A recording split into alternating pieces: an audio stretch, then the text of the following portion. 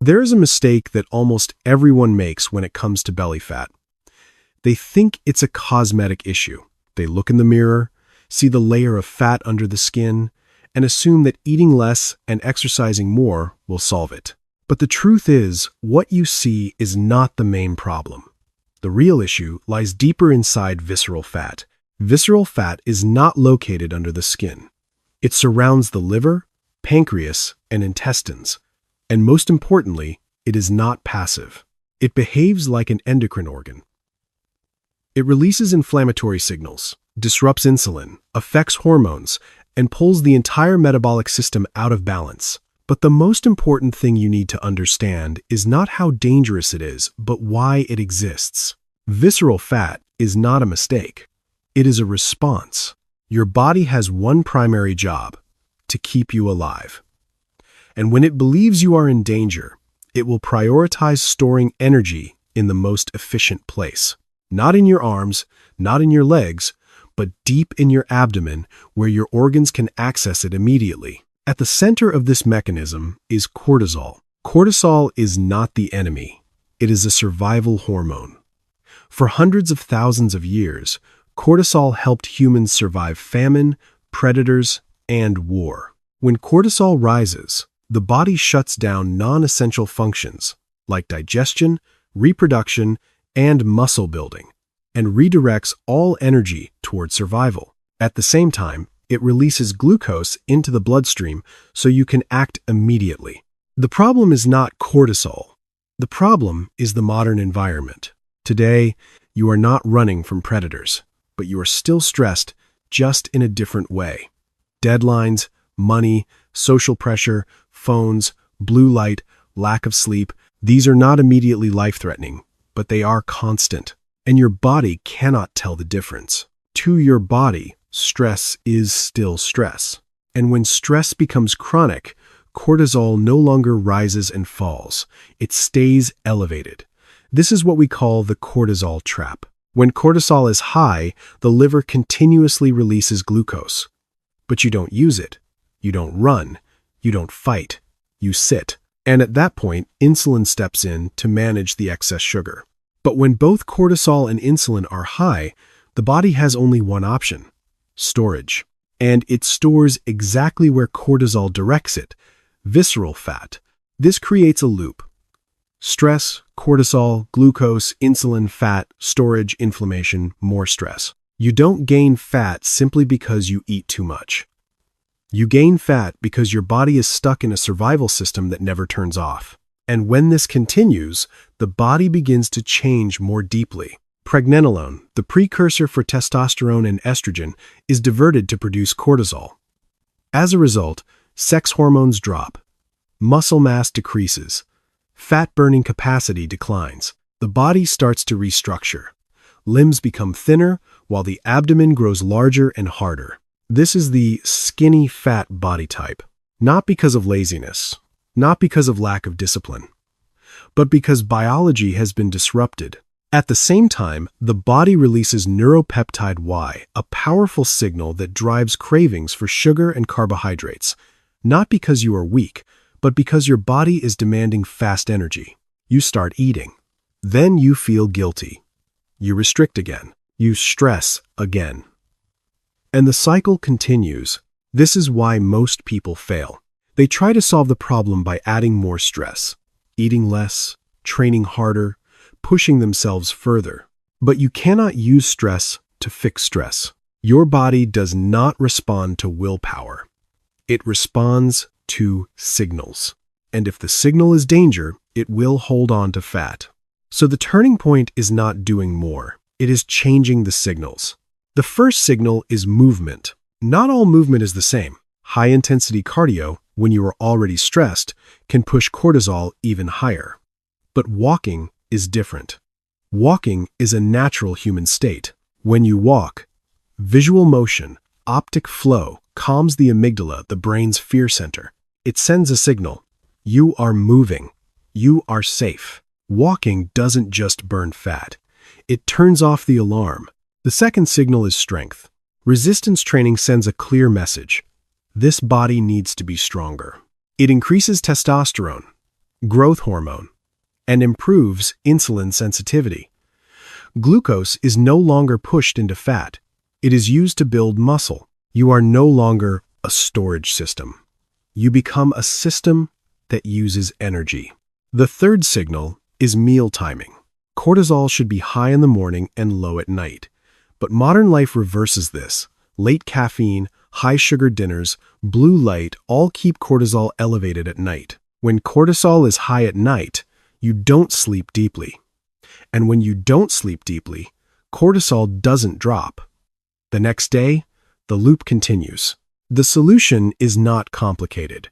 Protein in the morning to stabilize metabolism, carbohydrates in the evening to support serotonin and melatonin.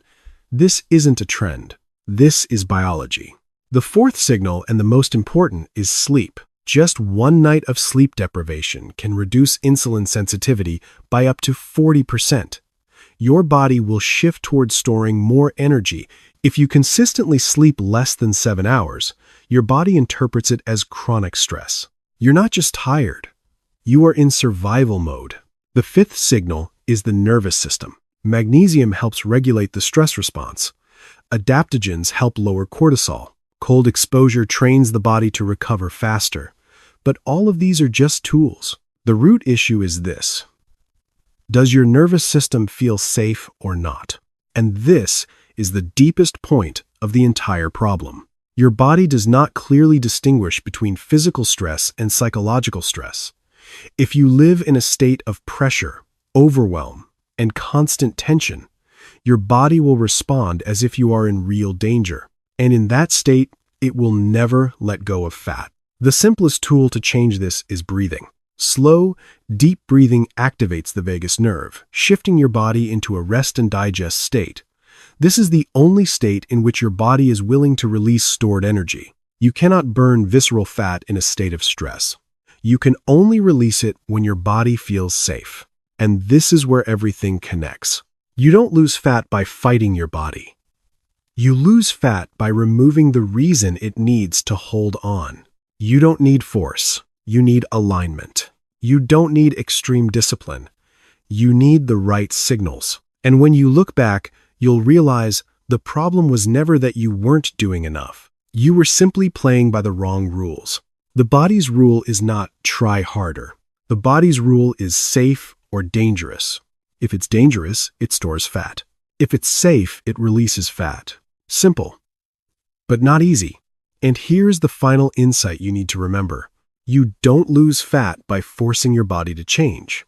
You lose fat by changing how your body perceives the world. When your body no longer feels like it's in a constant state of war, it will stop storing. And at that point, visceral fat will decrease not because you defeated it, but because it is no longer necessary. If you are still trying harder, restricting more, pushing yourself, pause for a moment and ask, what signals is my body receiving every day? If the answer is stress, lack of sleep, and constant pressure, then your current result makes sense.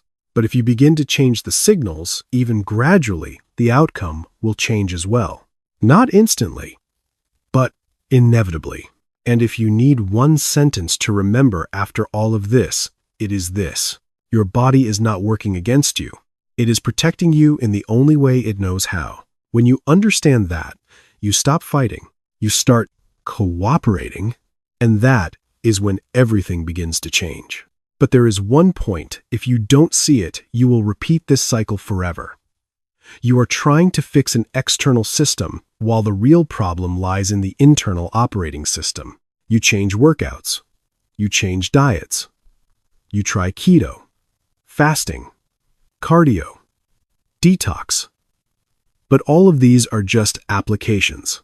If the operating system, your nervous system and hormonal system, is still running in survival mode, then every application is limited. This is why some people don't train excessively, don't follow extreme diets, yet maintain a stable physique. It's not because they have better genetics. It's because their system is not trapped in chronic stress.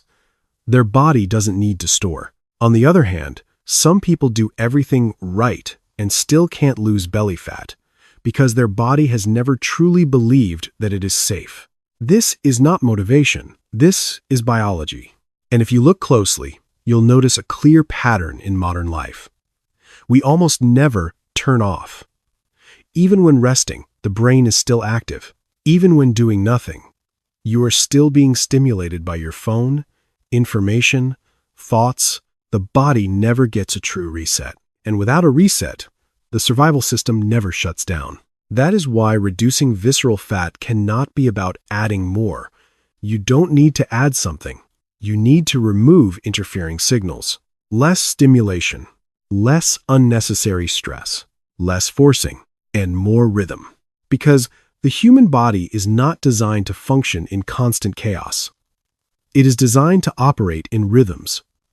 Activity, rest, stress, recovery, expenditure, repair. When you break that rhythm, you disrupt metabolism. And when you restore that rhythm, the body self-corrects. This is why the simplest things have the greatest impact. Walking daily, sleeping on time, eating in alignment with your body's clock, reducing stimulation before bed. Not because they are magical, but because they return your body to the state it was designed to function in. And when the body functions as designed, it no longer needs to store fat to protect you. Another major mistake is believing that fat loss is a linear process. Do the right things, get immediate results. But in reality, the body does not change day by day.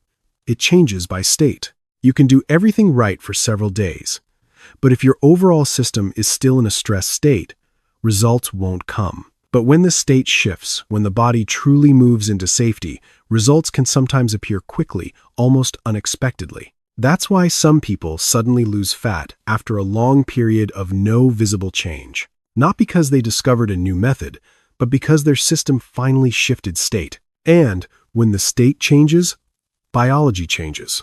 This also explains something many people don't realize. You don't need to be perfect. You just need to be consistent. You don't need to eat 100% clean.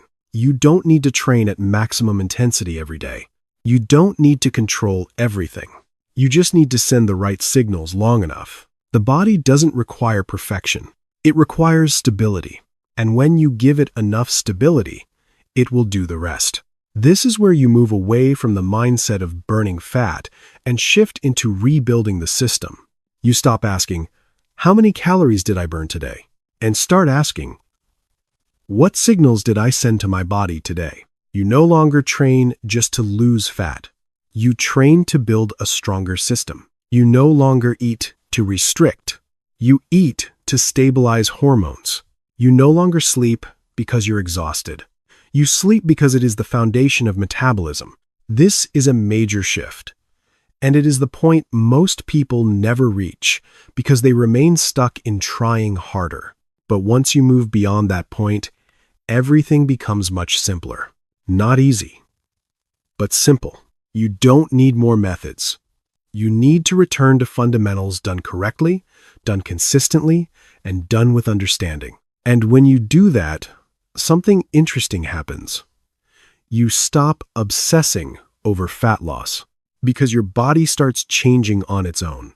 You no longer have to control every meal. You no longer force yourself to train when you're exhausted. You no longer panic when your weight fluctuates. You shift from a state of fighting to a state of functioning. And that is where real change happens. Not loud, not extreme, but incredibly reliable. And when you look back at this entire journey, you'll see something clearly. You didn't fail. You simply didn't understand how your body works. And once you understand it, everything starts to make sense. Every time you're exhausted but still force yourself to train, that's a stress signal. Every time you're sleep deprived but rely on caffeine to push through, that's a danger signal. Every time you eat while anxious, that's a storage signal. But every time you walk, sleep well, breathe slowly, and train properly, that's a safety signal. And your body is always listening, always responding, always adapting. The only question is, what are you telling it every day? And here is the final line you need to remember, not for motivation, but for clarity. You don't lose fat by forcing your body to change. You lose fat by removing the need for it to hold on. When danger disappears, storage disappears. When the nervous system stabilizes, metabolism self-regulates. When the body feels safe, it lets go. Not because you won, but because the fight no longer exists. And when you reach that point, you will no longer ask, "Why can't I lose fat?" You will ask a completely different question, the right question. Have I truly created an environment safe enough for my body to change? If the answer is no, that's where you begin. Not starting over, but starting correctly